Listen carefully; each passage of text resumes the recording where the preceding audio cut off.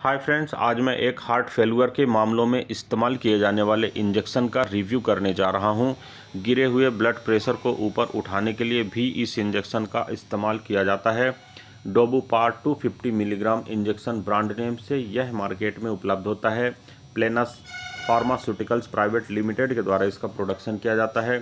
कीमत की अगर बात करें तो 5 ml का एक वायल मार्केट में 260 रुपीज़ का उपलब्ध होता है। फ्रेंड्स, अगर अभी तक आपने मेरे चैनल को सब्सक्राइब नहीं किया है तो प्लीज़ चैनल को सब्सक्राइब कर लें। बेल आइकन को भी प्रेस करें ताकि आने वाले सारे वीडियोस के नोटिफिकेशंस आप तक आ जाएं और आप मेरा कोई भी वीडियो को मिस ना करें।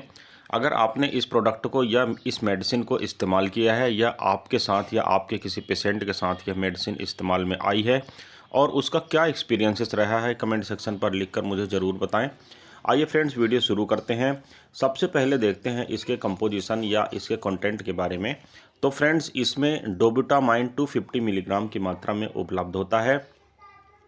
अब देखते हैं फ्रेंड्स इस मेडिसिन या इस इंजेक्शन से जुड़े कुछ अन्य वैकल्पिक ब्रांड्स के बारे में। तो फ्रेंड्स, डोटामाइन 250 मिलीग्राम इंजेक्शन जिसे नियॉन लेबोरेटरीज लिमिटेड के द्वारा बनाया जाता है। डोबुटाम 250 mg इंजेक्शन जिसे यूनाइटेड बायोटेक प्राइवेट लिमिटेड के द्वारा बनाया जाता है। डोबुसेफ 250 mg इंजेक्शन जिसे VHB लाइफ साइंसेस द्वारा बनाया जाता है। डोबुरान 250 mg इंजेक्शन जिसे VHB लाइफ साइंसेस लिमिटेड के द्वारा बनाया जाता है। और डोबियर लाइफो 250 mg इंजेक्शन जिसे चंद्रा भगत फार्मा प्राइवेट लिमिटेड के द्वारा बनाया जाता है। फ्रेंड्स, मार्केट में मिलने वाले सेम कंपोजिशन के साथ उपलब्ध कुछ ये ऐसे डिफरेंट ब्रांड्स होते हैं जिन्हें आप इस मेडिसिन के न मिलने की स्थिति पर भी परचेस कर सकते हैं, अपना काम चला सकते हैं। आपको इफेक्ट सेम मिलेगा क्योंकि इनके अंदर का जो साल्ट या मॉलिक्यूल होता है वह सेम होता है। अब देखते हैं फ्रेंड्स इस मेडिसिन के कुछ प्रमुख इस्तेमाल के बारे में। तो फ्रेंड्स, इस इंजेक्शन का प्रमुख इस्तेमाल हार्ट के फेलुअर होने में गिरे हुए रक्तचाप को ऊपर उठाने के लिए किया जाता है, यानी इस मेडिसिन को लो बीपी के केस में दिया जाता है। अब फ्रेंड्स, हार्ट फेलुअर और हार्ट अटैक जनरली एक ही समझा जाता है, परंतु दोनों चीज़ें अलग अलग हैं। इन दोनों में क्या डिफरेंस होता है, हार्ट फेल क्या कहलाता है और हार्ट स्ट्रोक क्या कहलाता है, इसे आप मेरे चैनल पर वीडियो सर्च आउट करके चेक कर सकते हैं।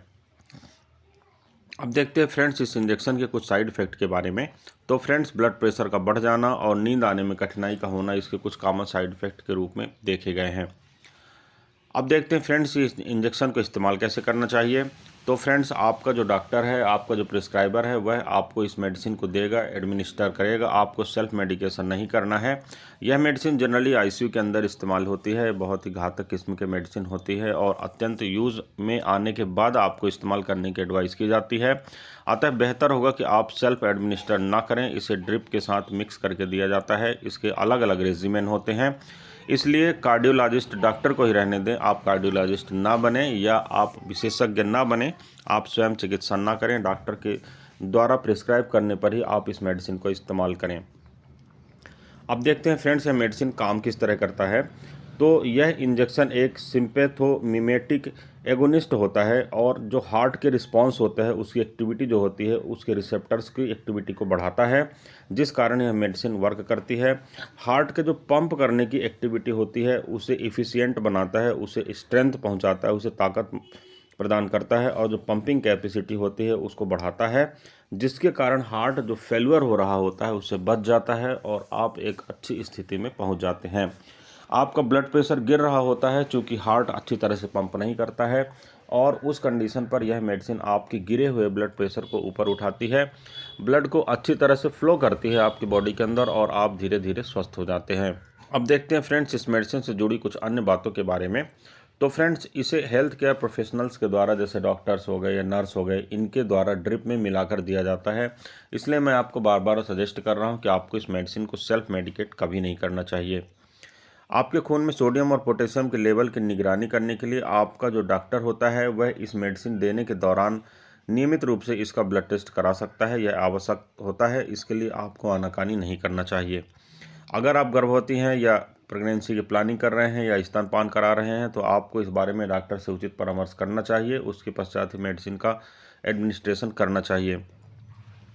इस मेडिसिन की अगर कोई डोज आपसे मिस हो गई है तो जनरली ऐसा होता नहीं है, क्योंकि ये सेल्फ एडमिनिस्ट्रेशन की मेडिसिन नहीं है। हॉस्पिटल में आपको एडमिट करने के बाद ही ये मेडिसिन का डोज दिया जाता है। कोई डोज अगर नर्स या किसी भी हेल्थ केयर प्रोफेशनल के द्वारा मिस हो गया है तो यह वह ही डिसाइड करेगा कि आगे आपको क्या करना है। आपको किसी भी प्रकार का एक्शन लेने की आवश्यकता नहीं है। अब देखते हैं फ्रेंड्स इसके कुछ सेफ्टी फीचर्स के बारे में। तो फ्रेंड्स, अल्कोहल के साथ इस मेडिसिन को इस्तेमाल जनरली नहीं करना चाहिए क्योंकि किसी भी प्रकार के इंटरेक्शन हो सकते हैं। अभी तक इसमें कौन से इंटरेक्शन होते हैं इसकी विशेष जानकारी उपलब्ध नहीं है।